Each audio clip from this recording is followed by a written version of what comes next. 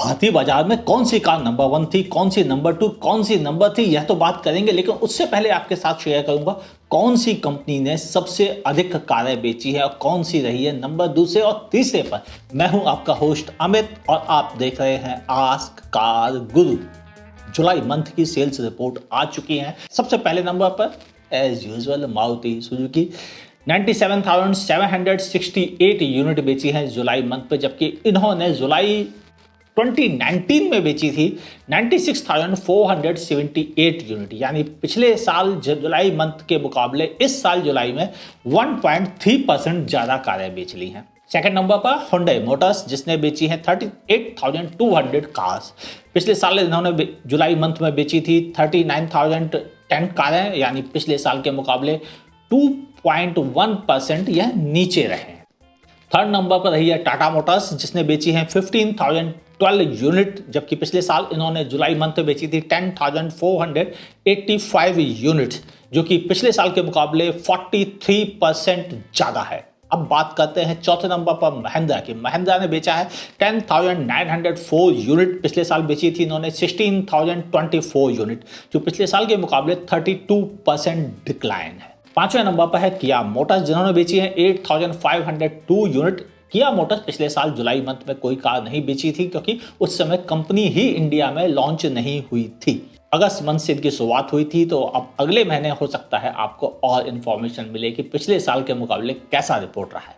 छठे नंबर पर है रेनो मोटर्स, जिसने बेचा है 6,422 यूनिट की कारें इस बार, और जबकि पिछले साल इन्होंने इसी मंथ में बेची थी 3,660 यूनिट, यानी इन्होंने 75% ज्यादा कारें बेची हैं पिछले साल जुलाई मंथ के मुकाबले, जो कि पूरी ऑटोमोबाइल इंडस्ट्री की सबसे ज्यादा प्लस ग्रोथ है। सातवें नंबर पर है टोयोटा मोटर्स, जिन्होंने बेची है 5,386 यूनिट, पिछले साल बेची थी 10,423 यूनिट, और इनका 48% नीचे है पिछले साल के मुकाबले। 8th नंबर पर है होंडा, जिन्होंने बेची है 5,383 यूनिट, केवल 3 यूनिट कम बेची हैं टोयोटा से, जबकि पिछले साल इन्होंने बेची थी 10,250 यूनिट्स, यानी पिछले साल के मुकाबले टोयोटा और होंडा लगभग 47-48% नीचे है। 9th नंबर पर है फोर्ड मोटर्स, जिन्होंने बेची है 3,937 यूनिट, जबकि पिछले साल इन्होंने बेची थी 6,284 यूनिट, जो कि 37% पिछले साल के मुकाबले कम है जुलाई मंथ में। 10वें नंबर पर है MG मोटर्स, जिन्होंने बेची है 2,105 यूनिट, और जबकि पिछले साल इन्होंने इसी मंथ में बेची थी 1,508 यूनिट, यानी ये 39.6% यूनिट इन्होंने पिछले साल के मुकाबले ज्यादा बेच ली है। 11वें नंबर पर है Volkswagen, जिन्होंने बेची है 1,887 यूनिट, पिछले साल बेची थी 2,521 यूनिट, पिछले साल के मुकाबले 25% सेल गिरी है इनकी। 12th नंबर पर एस्काडा 922 यूनिट बेची है, जबकि पिछले साल 1,076 यूनिट बेची थी, 14% डिक्लाइन रेट है। रैपिड ने काफ़ी हेल्प की है इस मामले में। 13 नंबर पर है निसान मोटर्स, जिन्होंने बेची है 782 यूनिट, 1,304 यूनिट बेची थी इन्होंने पिछले साल जुलाई मंथ में, यानी 40% कम सेल आई है पिछले साल के मुकाबले।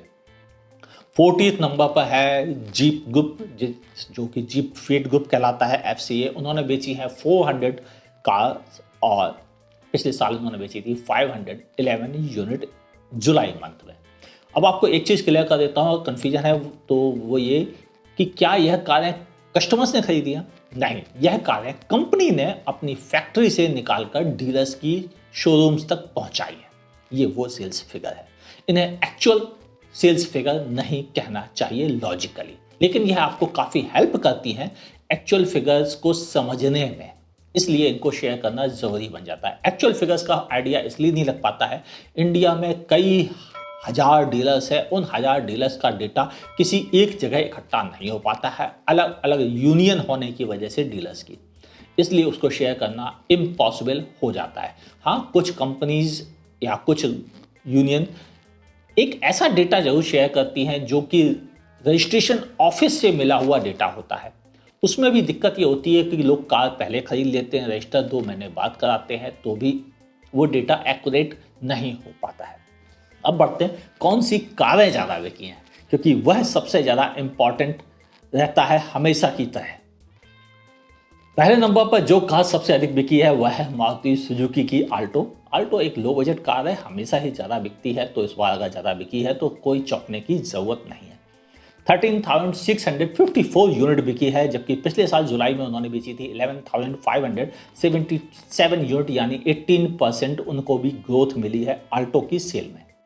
दूसरे नंबर पर मारुति की है वैगन आर, 13,515 यूनिट, और पिछले साल उन्होंने बेची थी 15,062 यूनिट, यानी 10% सेल कम हुई है। थर्ड नंबर पर है मारुति नेक्सा प्लेटफॉर्म के थ्रू बिकने वाली बलेनो, जिन्होंने बेची है 11,575 यूनिट, और जुलाई मंथ में इन्होंने बेची थी 10,482 यूनिट पिछले साल।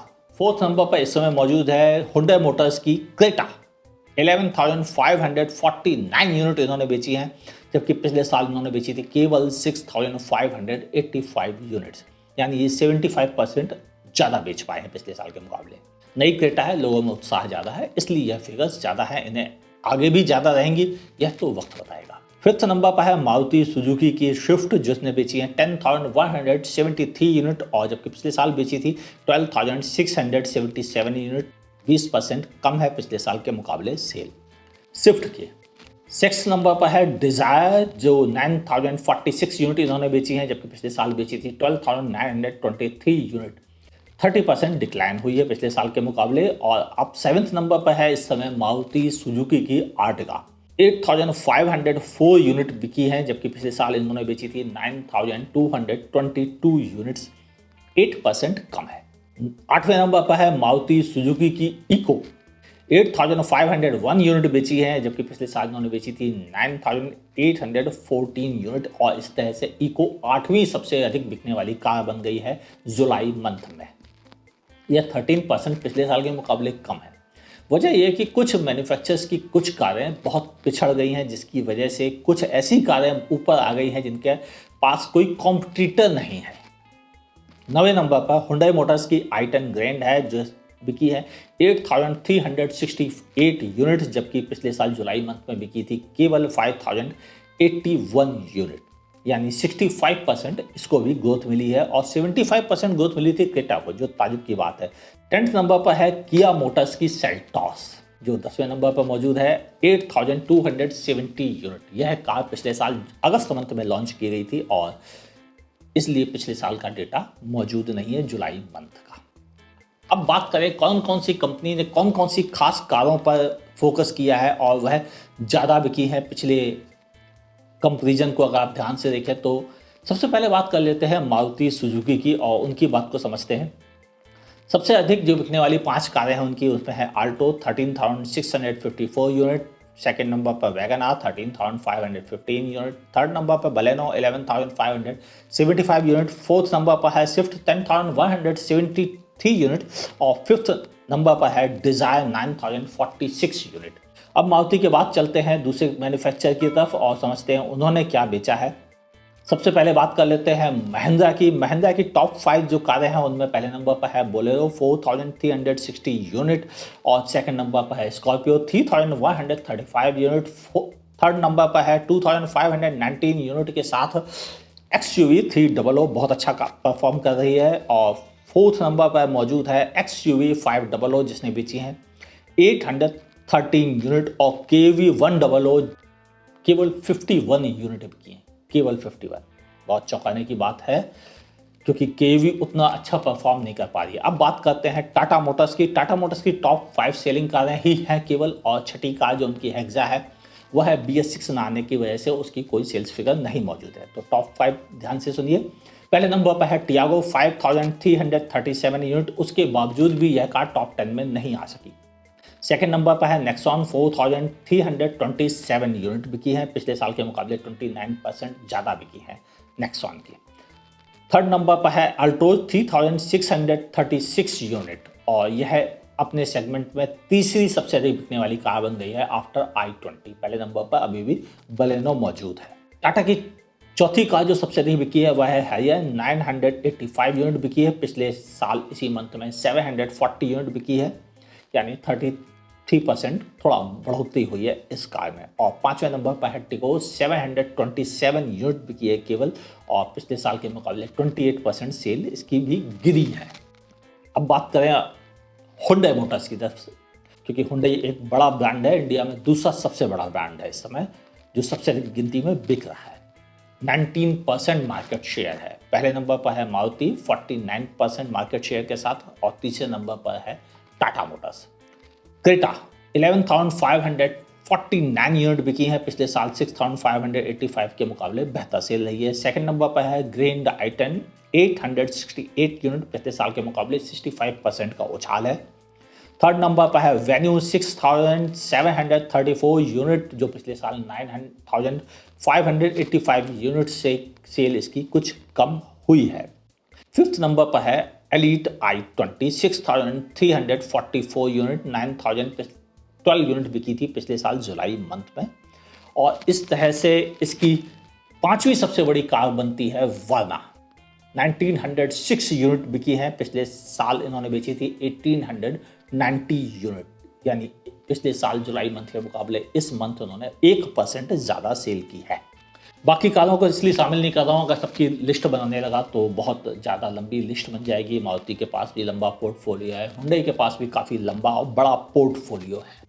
ओवरऑल मैं कहूँ तो सेल्स फिगर कुछ आइडिया दे रही हैं कि शायद ऑटोमोबाइल इंडस्ट्री रिकवर कर रही है, यानी मैन्युफैक्चरर्स अब ज़्यादा कारें बनाकर मार्केट में भेज रहे हैं।